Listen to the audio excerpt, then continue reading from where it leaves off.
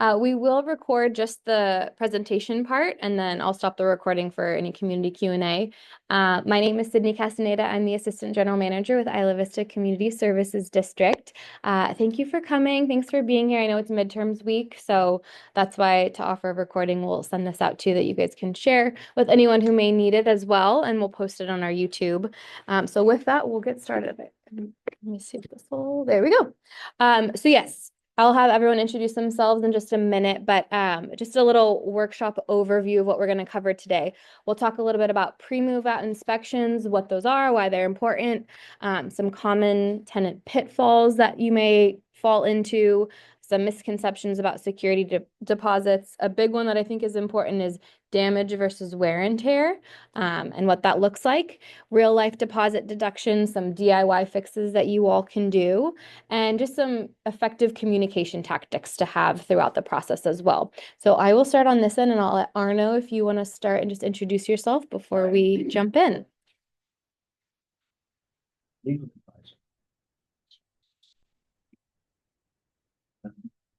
Forward to hearing what I'm saying. Thank you. I'm Robin Unander. I am one of the attorneys over at the Legal Resource Center, which is a service for UCSB students. And then I also support Isla Vista Tenants Union for their service that's available for Isla Vista community members. Hi, my name is Grace. I'm the vice chair of the Isla Vista Tenants Union, or the IVTU, and we're just an organization dedicated to serving tenants and protecting their rights. Hello, my name is Cesar Berrier. I am a trained mediator at Isla Vista Community Service District. As a mediator, I provide free conflict resolution at the Isla Vista community and help to resolve housing-related issues. My name is Chris Mercier. I am the senior property supervisor with Wolf and Associates. That's it? Okay. It's an introduction. Okay. Valerie Sweat. I own SFM Vista Del Mar for the last 40 years in Isla Vista. Great. Property management. Awesome. Thank you so much, everyone. All right, we will jump in. Robin, you're going to kick us off with the importance of pre-move out inspections and tenant rights. So somewhere around the end of your lease, usually about the month before it ends, most of your property providers are really good about giving you a notice about the move out step, kind of like what to expect now that your lease is coming to an end. If you're staying on and carrying over, then you probably won't see this, but if your lease is ending and you're planning to vacate, they give you kind of a step-by-step, here's what's going to happen next. Important note in there is the option that you have to do a pre-move out inspection. It's important because it's the opportunity for you to meet with your landlord before you move out and talk about what they think, you should take care of or that they would charge you for out of your deposit if you were to not fix it, resolve it, remedy it in some way, and then move out. So I highly recommend taking advantage of that. I would say most students miss that part of the move out instructions, or if they see it, they disregard because the move out would probably, the pre-move out inspection would probably occur dead week or finals week. And most of you guys are not available or don't even want to think about moving out at that point. But it's really important because if there is a dispute later after all the deposits are reconciled and you get back whatever you get back, and you disagree with something and you decide, you know what, we can't resolve this informally, we're going to have to take this to small claims court, the judge always wants to know, did you do the pre-move out inspection? And when you say no, and the judge will then kind of ask, well, were you offered it or did you know about it? And if you say, well, yeah, I was just busy, strike one against you. That was a great opportunity, for you to take advantage of something. Now, that doesn't mean the deduction will still stand, but that means that the judge is going to look at you like, you had a great opportunity to talk about this before it happened and you didn't take it. So I'm not sure how much I'm going to believe you in what you're saying about whether something was a certain condition or not when you moved in and moved out. So if you say, yes, we did the pre-move out inspection, either A, it was discussed and I pointed out that it was a pre-existing condition, or B, we talked about it was wear and tear, or C, they told me what to do and I did it, and then I still got charged for it.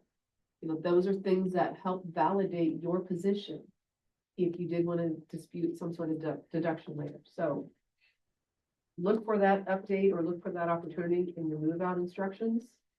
Take advantage of it. They have to do it if you want to do it. If you don't want to do it, they don't have to do it, purely for your benefit. They're supposed to give you a list of things that they would ding you for. I have yet to ever see a list. I have one, I'll give it to Do you guys do lists? Okay. I have it, so- SFM? Carbonless, Okay. 2 copies. Okay. They're also supposed to give you ballpark estimates, which I don't know how you guys are supposed to come up with I- ballpark estimates. I'll show you. Okay. Um, Sometimes some landlords forget or don't know that they're supposed to offer this to you. Or sometimes they say, well, it's in the lease, and it might be in the lease. But the courts don't deem that as adequate notice. Because you didn't look at the lease for like 9, 10, 11, 12 months. And you're not thinking about, does it say anything in our lease about what happens at the end? But especially if they do give you some move out instructions. So it becomes your option. I'm telling you, you have this right. If you don't exercise it and you don't bring it to their attention, that doesn't necessarily count against you. So it becomes a strategy of, I know I have this right. Should I ask them about it? See if they'll schedule something and come out, or keep my mouth shut and see what happens. If you tell them about it, say, hey, I have this right, I'd like to schedule this, and they come out, maybe you might be able to head off a deduction that you would have otherwise gotten, and then you would have had to deal with in taking the small claims court. So I think it's much better to try and avoid small claims court as much as you can. It's unpredictable as to which way judges will go. I've watched a lot of cases where I thought I had it nailed of which way it's gonna go, it went completely in a different way. So move out inspections, pre-move out inspections are really valuable for you to be able to maximize your return on your deposits. All right on that. Thank you. Thanks, Robin. All right. We'll keep questions to the end. So Grace, if you wanna, I'm sorry. no, that's okay. Take your time. Oh, I'm good, okay. So we're gonna talk about common tenant pitfalls when it comes to security deposits.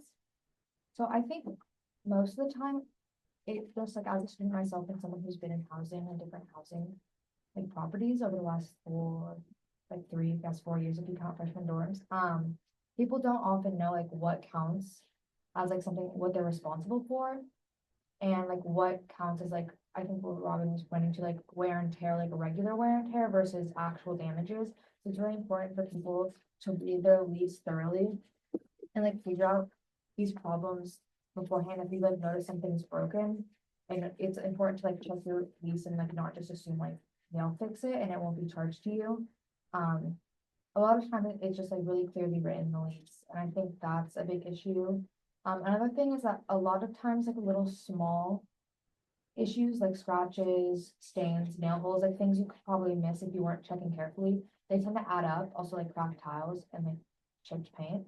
So it's important to also like report those. And then other things is just like properly cleaning everything and making sure like you return everything as good as you found it when you originally moved in.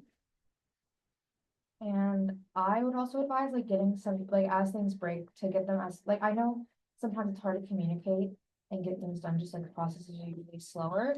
But to address damages before you move out and get it fixed sooner rather than later. You don't have to stress about it, especially since finals and move out are like relatively close.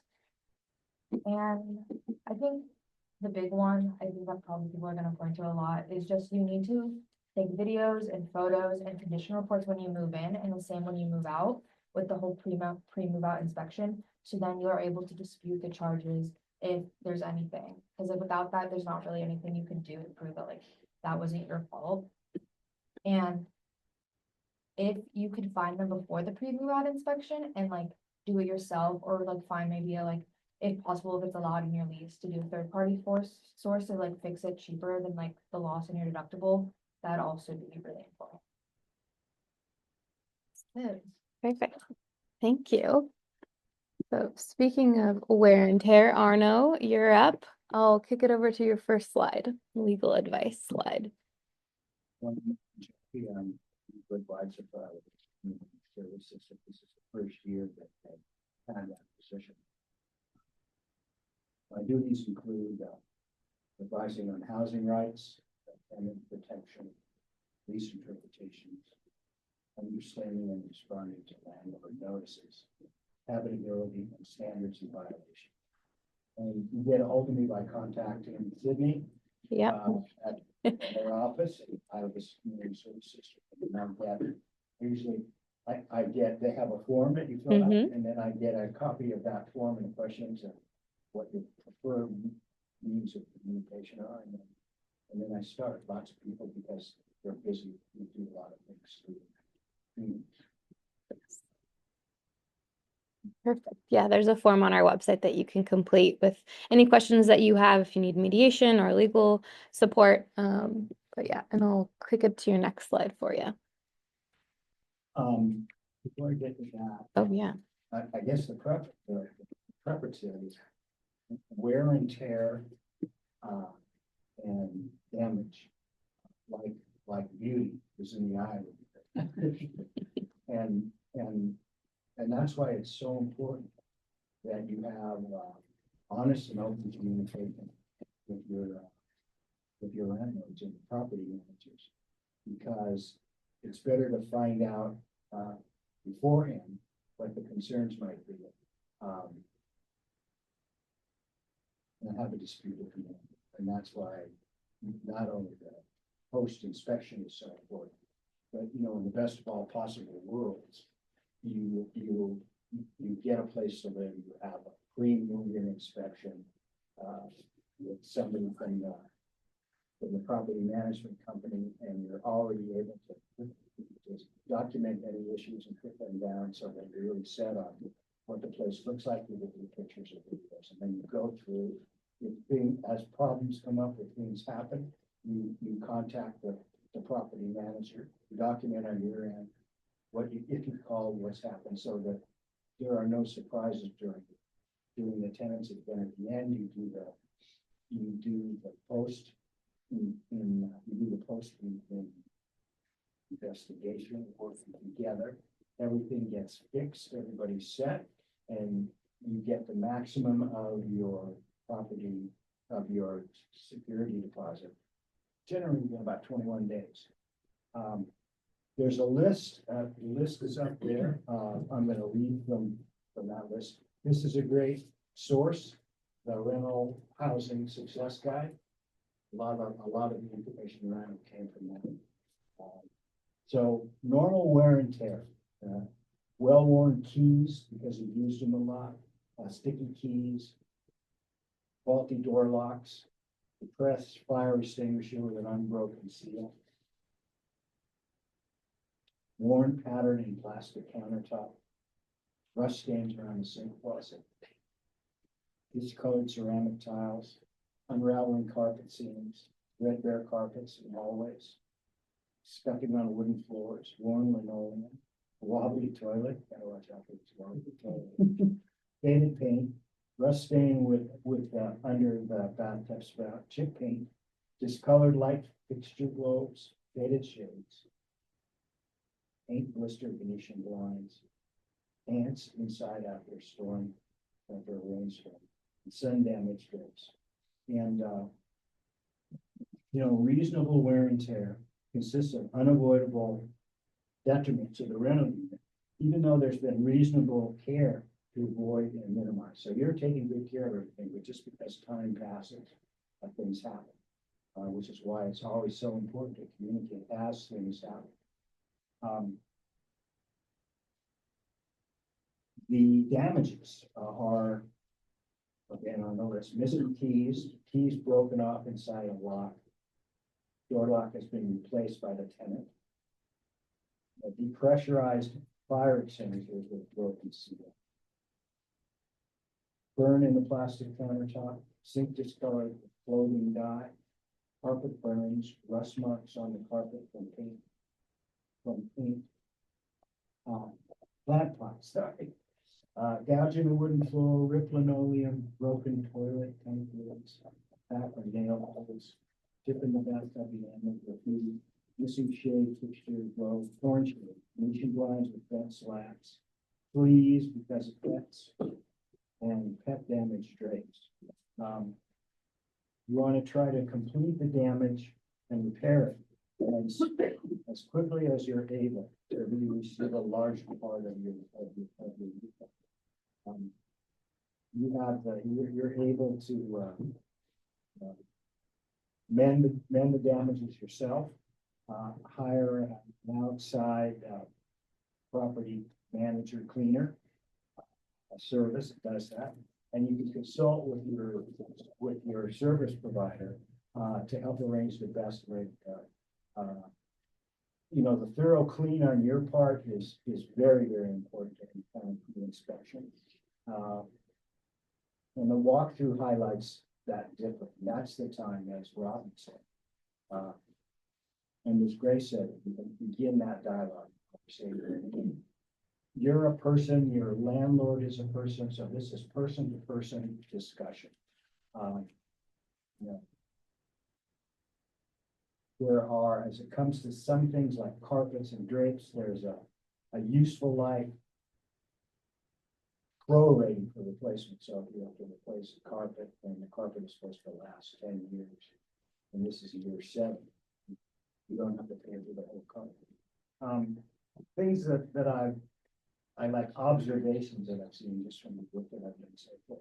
Is that, of course, communication is really important. It's really good to learn how to be a good listener. So much is done in the listening. So much of us just have things we want to say. Again, documenting everything you have to do in case you have to. I'm an old school guy, so for me, the best communication is person to person, face to face. No context, that's all. Telephone is next, and texting and things like that are the way that most people communicate, but they're not necessarily the best. There's a lot that is not understood on your part and their part. The tip is to be reasonable when things aren't reasonable. And that's sometimes very, very hard. You know, we're supposed to, in the real world, we're supposed to lead with our heart and not our head. But in this instance, it's better to lead. You got to try to keep the emotion out of it. Everywhere from the beginning time that you're communicating with your landlords, your property managers, you know, all the way through. Learning to be a good communicator is really important. Sometimes the students that I've been in contact with have difficulty communicating with their landlords. There's sort of a power shift. They feel like they're not in power. Which of course is not the truth. It's always, you have more power than you think, and it's always really important not to be afraid to be straight, to say what's going on. Say, well, I can't say that because it's not going to work, and that you've got to say what's going on and not be afraid. And of course, in this process, and you learn both on the landlord side and the tenant side, you know that you're not alone. You don't have to go through this alone. You've got the housing office, you've got Isla Vista Community Service District, you've got mediators, you've got the legal advisors, and you have the community housing office. So it should all work out as long as you go forward with great communication. So that's all I got.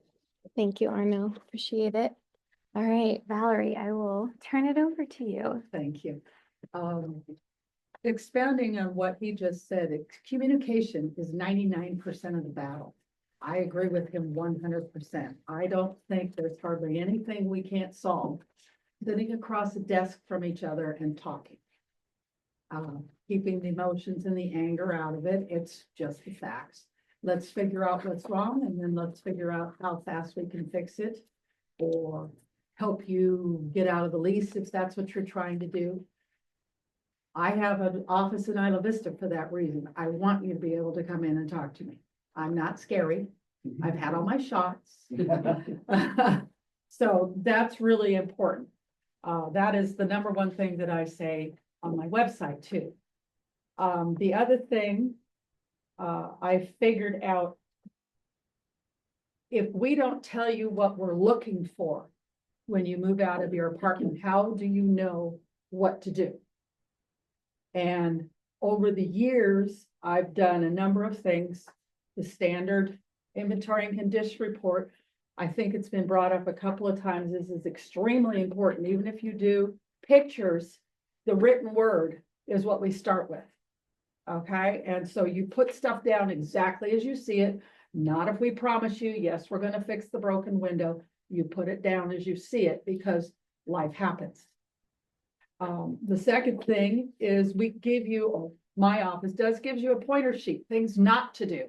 Things that could break something in your apartment when you're first moving in, and things to check. Are your drains clogged when you move in? If you turn the water on and you take a shower and you're standing in calf deep water, that shouldn't be right. That's not right. So contact the landlord immediately and let them know, because we put in some dates in there where you have time in case something was left over from the tenants before you. Security deposits, talked about the pre-inspection. Personally, I hate them. I hate them. For most any apartment, it's a solid hour to an hour and a half of my time at the busiest time of the year for me. But I do them because the law requires them. And in most cases, I walk into it in hopes that I can help you.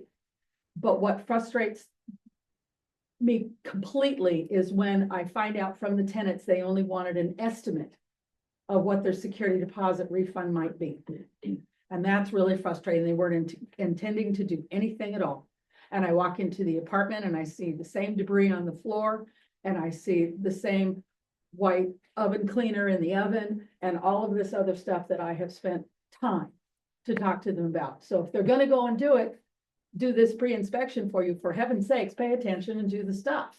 It's gonna be in your best interest, because even if you can live with the estimate, wouldn't it be nice to have more? Okay, Robin talked about having that notice in the lease and that they're recommending that you do more than the lease.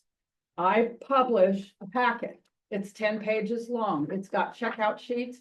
It's got estimates. It's got the painters. It's got the cleaning company that we use, and on and on and on. And in there, right here, second page, is the second copy of it. And this is given to every tenant. Every tenant. If I'm not telling you what I'm looking for, how can you fix it? And that's what this is. We talk about turning in your keys, taking dead furniture outside, so we don't have to hire somebody to take it outside. You have to remember, we have to pay labor on everything. If you want to replace the battery in your smoke alarm, it's what, $2 from Home Depot. I got to pay somebody $45 an hour to do that. So if they have a minimum charge of $22.50, now your $2 battery becomes $25. So think about those types of things. We have to pay somebody to do that. Also fill out all the paperwork. I can't tell you how many security deposits sit in my office because nobody gave me a forwarding address. And we put it on the paperwork and we send you another email and say, we don't know where to send this. Tell us where to send this. And some people, it's months before I get that information. Here's a paint sheet where talking about estimating charges if you have a couple of housemates moving out and you're staying. We give you prices for rough idea of painting, rough idea of how to clean your apartment. When I started in this business 40-some-odd years ago, I started by cleaning apartments. I know what comes clean and what doesn't. We have the hardest water on the face of the earth. I swear to God, pebbles come out of the faucets. So the only thing to get rid of that is lime away. Yes, it ain't cheap, but it works. But I tell you exactly what to buy, how long to figure out, and what to clean and how to clean it. Some of you may not know. Maybe you haven't done a whole lot of house cleaning, and this is 2 pages long. This is what my tenants have told me was the best thing I ever did. I did a checkoff list, 1 page. So if you don't pay for anything else or pay attention to anything else, 1 page, and it goes through. Kitchen, all food removed from the fridge, freezer, top, sides, and door are clean, etc. All the way through your apartment. We paint in semi-gloss. I believe you do too. It's washable. The paint is. It's not like flat paint where you try and wash it and you get a big greasy spot. This is semi-gloss and it is washable. Now you can't like scrubby it, but you can wash it to get fingerprints or dog prints or nose prints or whatever else that you might have on your walls. Here's the cleaning company. This is who we will use. Apples to apples. If you lived in Iowa, it's going to be a lot cheaper to clean a 2-bedroom apartment than it will be here. If you live in other parts of California, same thing applies. Just compare the housing prices. You know, when I talk to somebody from Madera up above Fresno, and they can buy a 3-bedroom, 2-bath tract house for $300,000, and a 3-bedroom, 2-bath tract house that's 60 years old is 1.7 million here. Apples to apples. Okay. Isla Vista Give sale, one of the best things out there. This is some place for you to get rid of some of the stuff that we don't want to go in the landfill and that might be useful to somebody else at a nominal or free price. They do this every year. I think it's one of the best things. It helps the landlords, it helps the students, and it helps the community. All that money stays in the community, goes to about 25 different organizations, boys and girls clubs and things like that. And it helps the locals. Doesn't go to New York or Los Angeles. It stays here.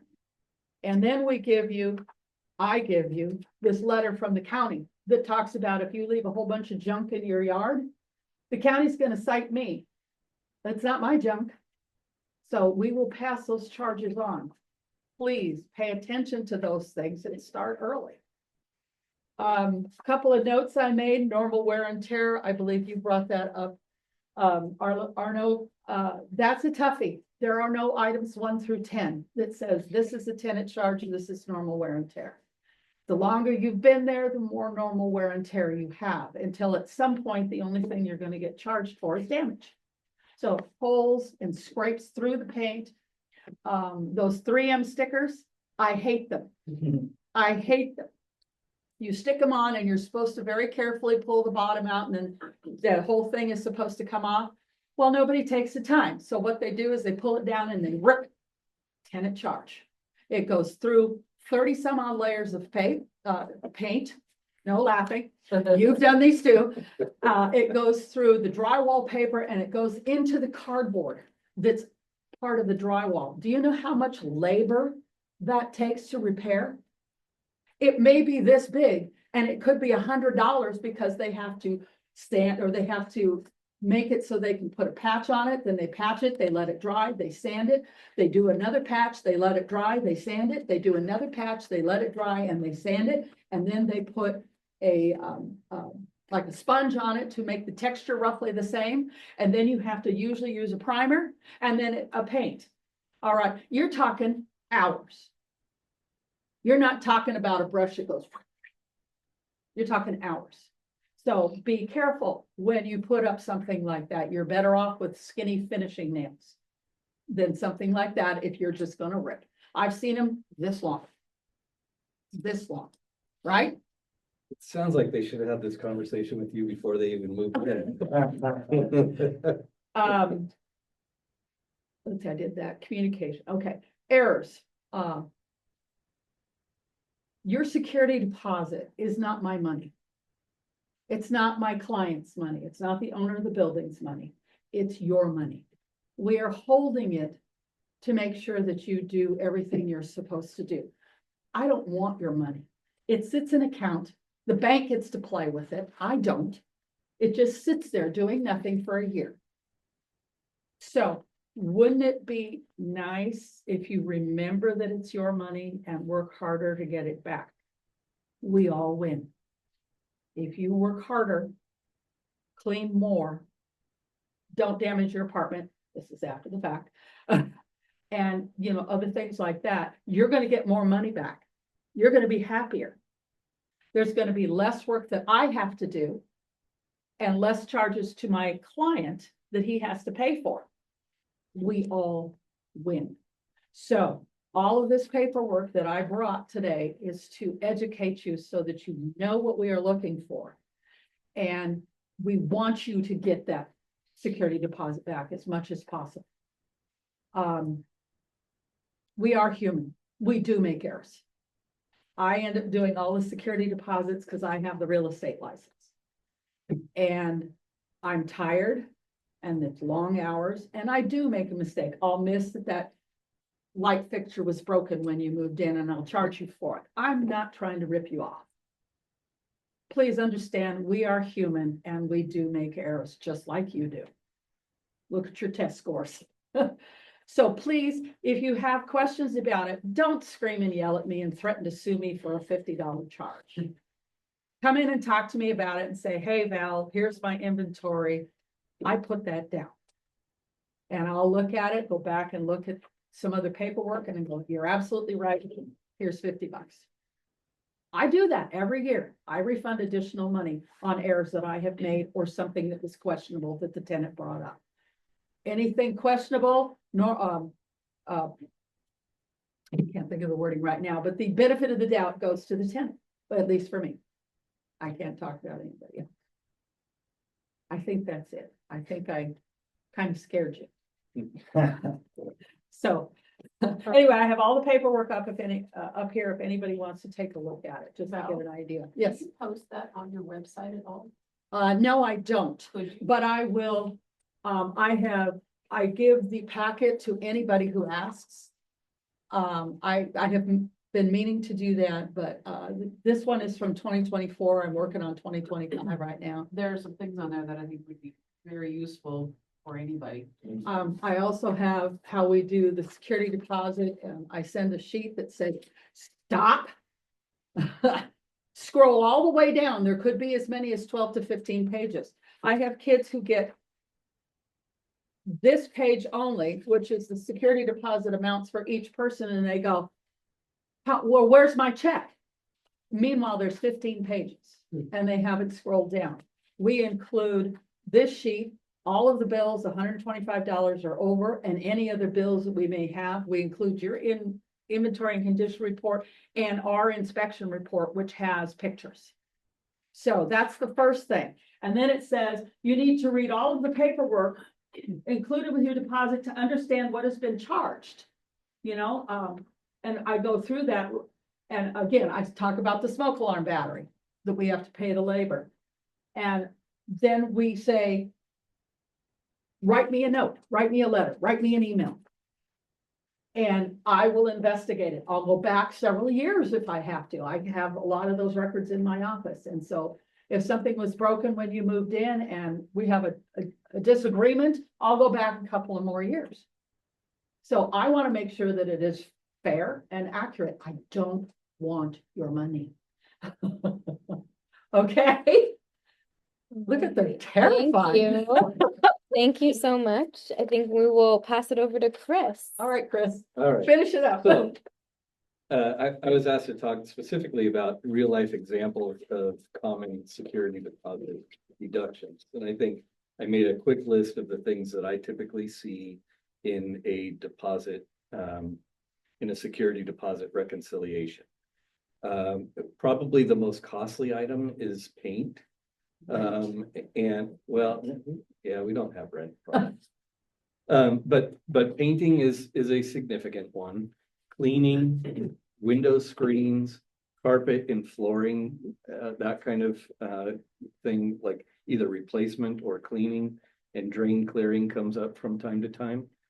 The thing about it, and the consistent theme of what I've heard tonight is schedule a pre-move out inspection. Schedule a pre-move out inspection as soon as that inspection is available to you, because I see it all the time where we'll go and do a move out inspection and somebody will have spent a ton of time like touching up paint or trying to repair something that, as that chart would show, it's ordinary wear and tear. The life of that paint has been exceeded, or you don't need to worry about cleaning the carpets because we're going to go replace those carpets anyway. They're older than 5 years. So there's a lot of communication that could be had on the front end of things for you to understand where your energy should be spent on your last 2.5 weeks or so of that lease term. So schedule that pre-move out inspection early.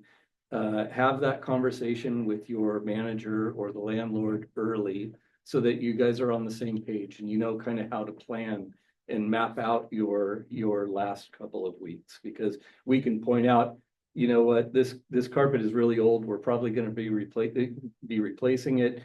But let me look back in the file, see how old it is, and see if you're even going to be responsible for it. Because there are things that then you can not have to worry about the touching up the paint on the walls because it's lifed out, or beyond its useful life. And again, Valerie brought up things that are very specific to her company.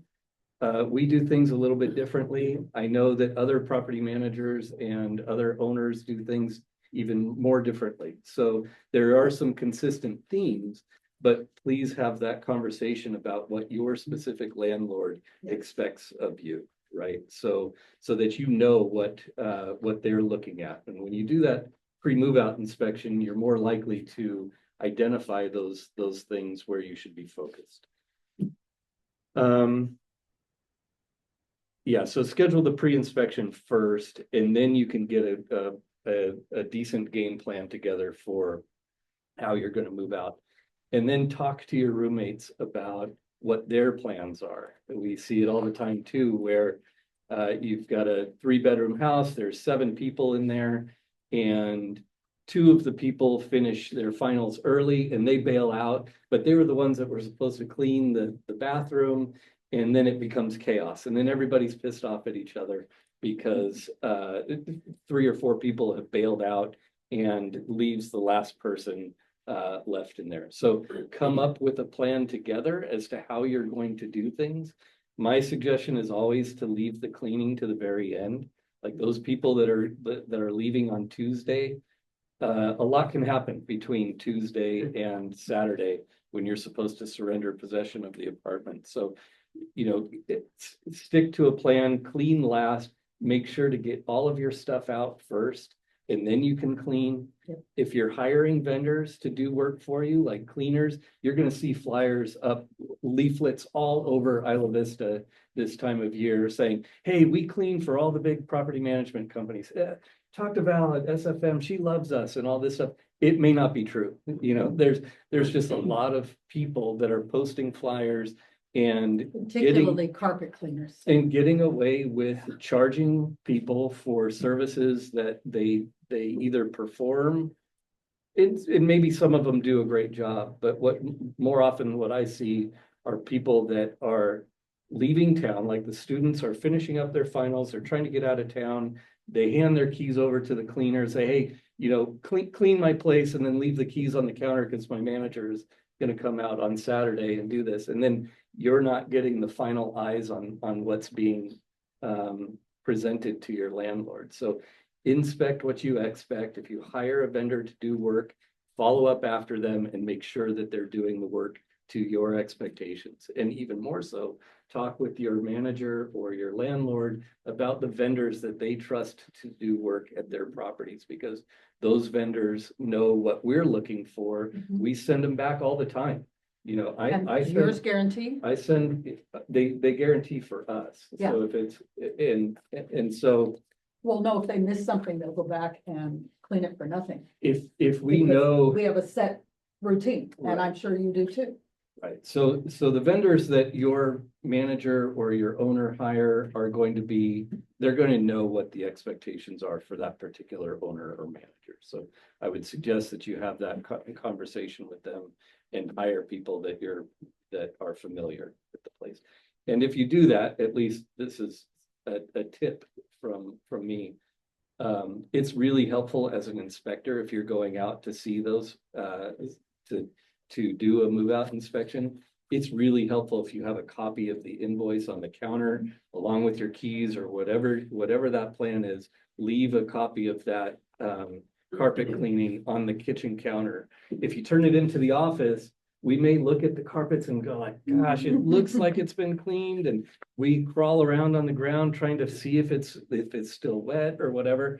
You know, having that invoice to show that you did the work is helpful from an inspection standpoint, because we could say, oh yeah, they hired Sylvia's to clean, so I can look at it like this and figure things should line up properly. Sylvia's?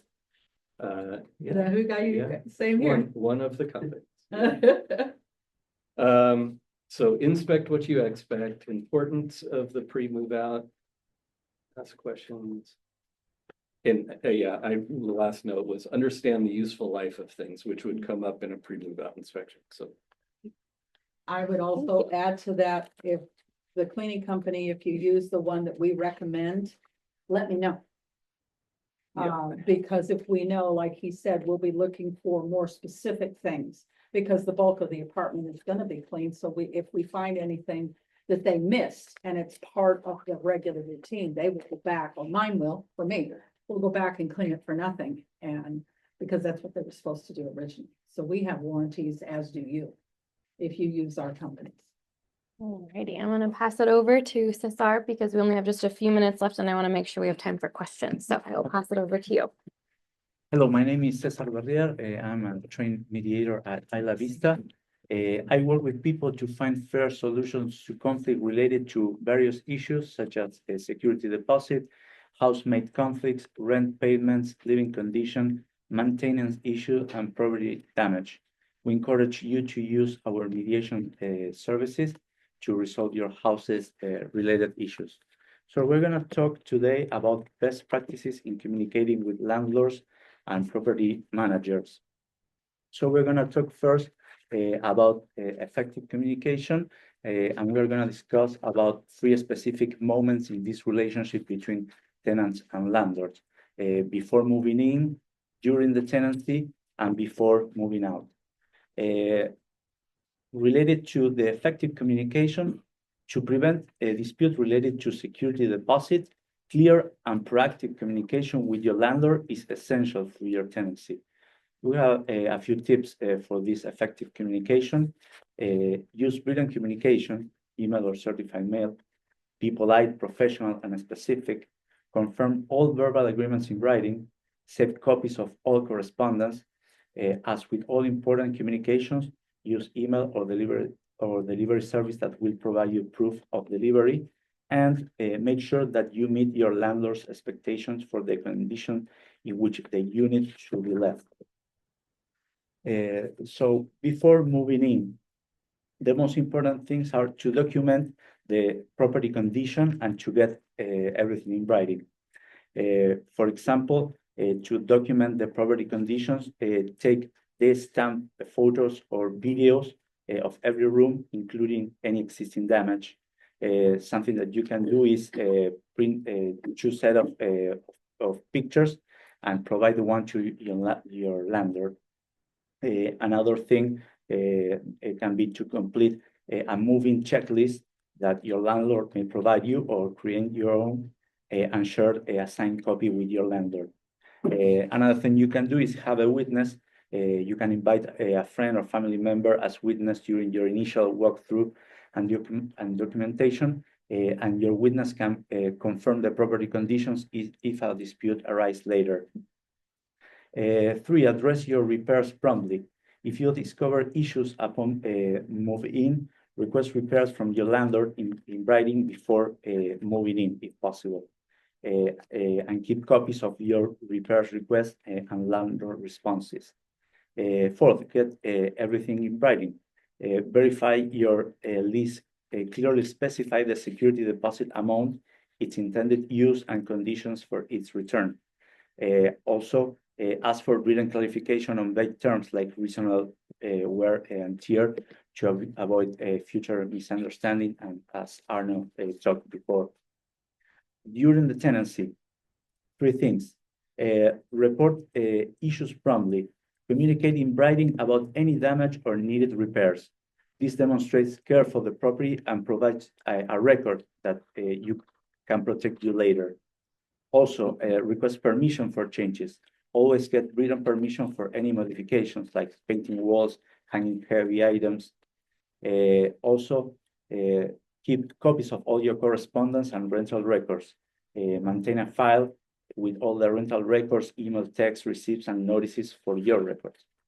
Before moving out, give a proper notice. Follow the lease terms exactly when providing notice and do so in writing with a clear move-out date. 2, request a pre-move out inspection. As we talked before about the inspection. And if deduction seems unfair, respond in writing referencing to lease terms and including your before and after photos. 3, clean thoroughly and repair minor damages. Document the conditions with pictures or videos again. Have a witness willing to sign a declaration or testify. And something else that you can do is give your landlord a written notice of your cleaning plans to see if they disagree or suggest you something different. And 4, provide a forwarding address. This is necessary to receive your deposit and itemize deductions, as Valerie said before. We can skip this one. Request your deposit in writing. Your letter gives the landlord a forwarding address. Also, writing a demand letter is another opportunity to build your case if you decide later to sue for the return of your security deposit. Your letter makes it more likely that you will get penalty damages if the landlord fails to follow the law. Either send the letter certified mail, return receipt request, or use a delivery service that will give you a receipt establishing delivery. We provide you in this presentation a sample of the demand letter that you can use. You can use a program that is in the Superior Court Self-Help Guide that will help you to prepare that kind of letter. And tips to writing a second request letter if you need to do so. First, stay professional, keep your emotions in check, write clearly and respectful. Second, stick to the facts, reference specific deductions you are disputing and briefly state why you disagree using documented evidence. Be concise, keep your letter brief, avoid lengthy narratives and personal grievances. Also, provide documentation, include relevant evidence such as photos, emails, or receipts to support your dispute. And last, request a clear action. Clearly state your desired outcome, adjustment, or refund, and specify a reasonable response timeframe. So finally, if there is a dispute, again, stay professional and reasonable. Second, call the landlord, try to resolve directly with the landlord. As Arno said, this person-to-person communication can be very effective. Also take notes of the date and time of your phone call and write down as many specific of the conversations as you can remember. Second, you may have to make a second written demand if that's necessary. Your demand letter might serve as a catalyst to get your landlord to agree to a fair settlement. Fourth, consider to compromise. Try to reach a compromise with the landlord and sign an agreement, or try mediation. We provide you mediation services here in Isla Vista, and try before escalating to a small court. And finally, if you cannot reach any agreement, you can file a claim in a small court or in a superior court if it's a higher amount. Thank you. All right, let's move into it's going to answer any questions that you guys may have come with. So let's do that. And then I have a couple of little takeaways to give you some info, but would love to hear any questions you might have specifically. Yes. Yeah. Like mold, obviously. Uh-huh. It Yes. can be really hard to get rid of, Mm-hmm. especially on your own. Would mold be on things older damages or wear and tear, or is that even on a security deposits? Do you want to take it? Because You wanna try I that have- first? I have a response too. It's a good question, and difficult to answer because it's something that you kind of have to see. So, Yes. you know, I see a lot of times where people will report mold in their shower or, you know, in areas that are typically wet, which is generally a cleaning issue. So that is solvable. I would say that that's a resident related item. If the mold is a result of a window that was leaking or, and let's say that, yeah, so if it's the result of poor insulation or, a window that was leaking or a exterior hose bib or something that was leaking that was causing a problem, then no, I wouldn't worry about that. If you have specific concerns though, it's again, it's something that could be identified in a pre-move out inspection and you say, look, you know, this is what I've got. I've tried cleaning it. What is your take on it? And then let them decide. And then even better, I would just like continue to document that with your like landlord over time. Like as soon as you notice it, put it in writing, that type of thing. Along those lines, sending us pictures, Mhm. because the difference between a spot of mold right here and an entire ceiling covered with mold is two different things. Because we have to make a determination between ourselves and or our plumbers, roofers, window guys, whatever the case may be, and try and find out where it was coming from. And that will determine whether it's a tenant charge. The big ones I have found usually aren't a tenant charge. Okay? Now, another thing that could help that is ask your landlord for a fan in the bathroom. Particularly if your bathroom doesn't have a window. Another question, are there instances of still being charged for something after you fix it due to maybe like you not fixing it up to their standards or like not getting? Yes. right? Yeah, in my painting portion, I say, do not spackle. If you have, some people have put up photos with staplers. And we have to take every one of those staples out. But even if you have a lot of nails and stuff in there and you spackle, many people do not know how to spackle. And so they put it on there and they go whack with a spackle knife. And now you have a patch about this big. Well, the spackle is white and the paint is off-white. So you get the measles. And we have to paint the whole wall and it's a tenant charge. So unless you know what you're doing, don't do that. Yeah, and there's times too where you might spend time spackling and then the last time in our case, and again, I work with Wolf and Associates, we amortize the life of paint over 2 years, which means that if we haven't painted an apartment in 2 years, then assuming ordinary wear and tear, which is like little, you know, nail holes and that kind of thing, if we have to come out and paint it again, there would be no charge to the resident.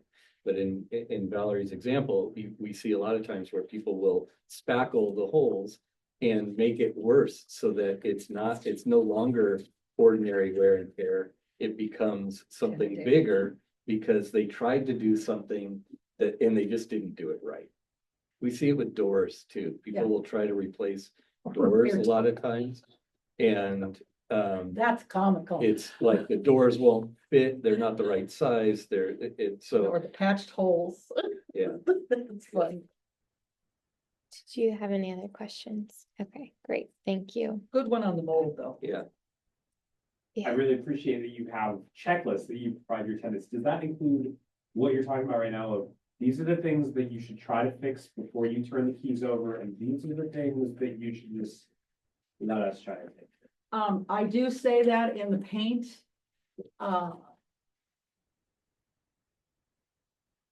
I say here, right here at the top, it says in bold, italicized, and underlined. It doesn't get any more specific than that. It says, do not attempt to paint or touch up any walls in your apartment We use special contractor grades paint, not available to just everybody, and it's a violation of clause 15 in your lease. You're not supposed to paint or make, he had talked about make any changes without permission.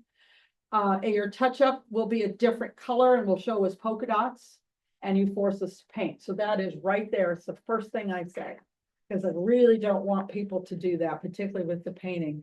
With the rest of it, most of it has to do with cleaning. Clog drain, notify the office immediately, things like that. You know, I tried to think of everything I could think of. You know, screens, how do you clean screens? Bedrooms, smoke alarms, last items, gather keys, doormail, laundry, and give to the office. You know, people forget and take them home. Well, once 4 or 5 days go by, I got to change those locks. And now we haven't finished the security deposits, you're gonna get charged for that. We can only wait so long to get those keys. If you leave them in your apartment, that's great, we will find them. And if better yet, turn them into the office, because we actually do mark things and give you credit for it. So there's no confusion. I think that was really about it. The paint is the biggest one, because like he said, you think you're helping and you're actually making it worse. I appreciate that. As someone who's been a renter here for 10 years, I feel like I've learned so much tonight that I never had any idea about. Hey, so thank you for sharing. Come with one of us during move out and we'll walk you through an I apartment. might take you up on that. Yes, you should. It's interesting and you get to see, it's physically demanding and you don't realize, thank God I have a younger person that does most of my inspections. It is physically demanding. And it's really important to get everything and to take more pictures, because the tenant will say, no, it was clean. And then I will show you a picture like this of the kitchen, but then I will take the sink and here's the faucet. And then I'm going to take this picture right here and you can see all the hard water residue from, the rocks that come out of our faucet. Mm-hmm. And all that has to be clean, because your mother will scream at me if it remains that way. If you were the next tenant coming in. And so we take very specific pictures. We also use our hand on holes in the wall. Now, I don't have Shaq, with his hand that's probably 3 times the size of mine, but I do use my hand. Some people use rulers so that you can see that this isn't a nail hole. This is 5 inches of, you've peeled off all of the drywall into the cardboard. I wanted to give you guys a chance if you had any questions. Because I know, can be kind of I don't know if that's an issue of you're gonna make it worse if you fix it with slow drain. Mm-hmm. So what would you say? As a tenant, should I use Drano to fix or put in a maintenance request? You got this one, you want me to? Fortunately, we've known each other for 30 years. Do not use Drano or liquid plumber. They have toxic chemicals in it, and if the plumber has to come over and take apart the drain, they have lye in it and it will burn their skin. All right, if you're going to use anything in a drain, particularly if it's slow, use liquid bleach. Doesn't harm the pipes. Think about a clog. A clog is 2 things. In the bathroom, it is usually hair and soap scum. In the kitchen, it's food and grease. So liquid plumber and Drano are made to go after the protein. They're made to go after the food and the hair.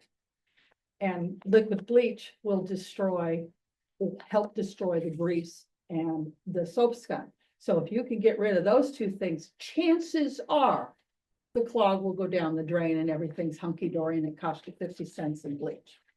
Okay? If it is backing up, let's say in your bathtub, and you've determined it's coming from upstairs, that's a different case. Because it could be a multitude of things, anywhere from a common charge between the 2 units to a charge to the downstairs unit to a mainline charge. And I think you probably do this, you don't charge for mainline. No, mainline. At some point, if you have a 2-story, you've got a drain here and it comes down and connects to a drain here, and that goes underneath the building and it goes out to the street or whatever. Once it gets into this main line here, there are so many other things that can affect it, like tree roots or dirt. I could give probably a 2-hour class on this. And benefit of the doubt is going to go to the tenants. Now, the exception to that is the 1 year that I had a baseball bat in that line. True story, true story. Well, the only thing we could figure it out with the plumbers is they had dug up the line, broken it apart, put the baseball bat in. There was no other way because it was 6 inches, 90 degrees from the bathtub. No way that it would have gone down the drain, and it was all in one piece. So they did it on purpose. Yes, it was a tenant charge. So anyway, common sense.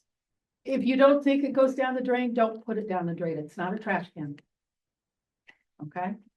I can tell you, we've pulled out jewelry. How many times have you pulled out 14 karat gold? Rocks. Well, no, neither me either, but I've been told. Rocks, you clean your fish tank, broken glass. Shot glass falls or gets tossed into the kitchen sink. Those kinds of things. Just think about it before you put anything down a drain. Think about what you're flushing down the toilet. It says in my pointer sheet that is attached to my inventory and condition report, not to put tampons and other things down the drains. It also says it in my lease. Again, I'm trying to educate you. If you take the time, just a few minutes and read through it once, it'll make all the difference. And I know you do a lot of the same stuff. Yeah. But again, read over, my best advice to you guys is to read over your move out packet that you're going to receive from your manager or landlord, and make sure that you understand what is expected.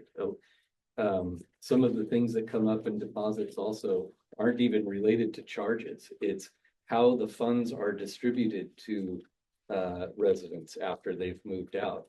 So I heard Valerie reference like individual checks. We don't do individual No, I checks. don't We either. do, okay.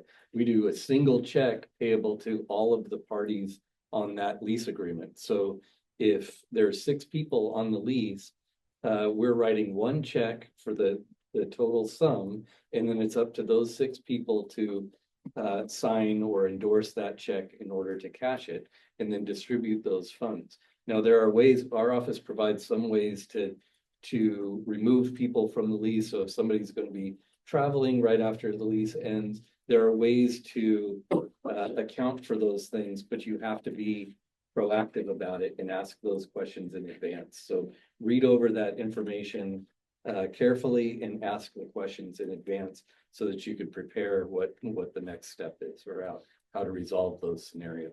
I do mine a little differently. I ask you to pick one person in your apartment to get the whole check. Pick the person who's not going to go to Vegas and put it on black. Okay? So And fun though. I know.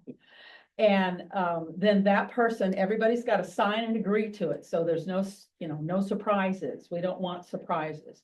And then we generate all the paperwork and we send it to every tenant. So if there's 6 of you, all 6 of you get the paperwork and one person gets the check.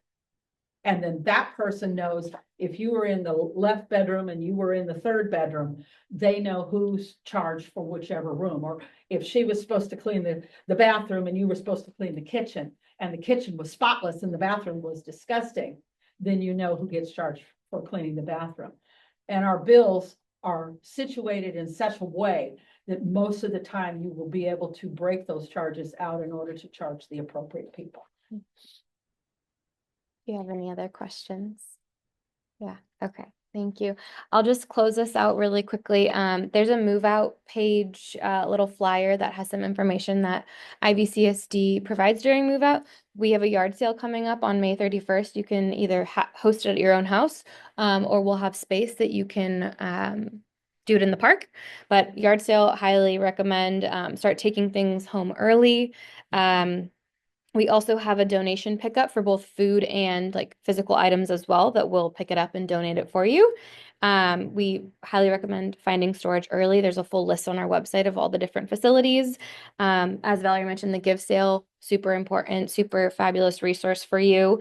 We also have a bulky item disposal guide on our website as well. And then we host a move-in sale. So we work with the give sale and any items that are left over from that, we host a move-in sale later or when you guys are moving in and need stuff and, it's like a turnover. But anyways, that's that. Sydney, Yeah. not to interrupt, but Marburg also does their share. Yes. For a period of time, about 2.5 weeks in June. Marburg, who is the trash company, they send their trucks out here, and if you Every get it day. on the curb, they'll pick it up for free. No charge to you. Bulky. No Bulky yeah, item. items. Yeah. Bulky, like a sofa or, a bed that you don't want. They will pick those up for you. God bless them. Mhm. That's huge. That is a huge option. And if you want it to stay out of the landfill, we have a bunch of other resources on our website to help prevent that as well because of the huge turnover that happens in Ivy. So thank you guys for coming. Take some pizza, take some whatever you need. There's a bunch of info on the table. So thank you. And thank you to our panelists.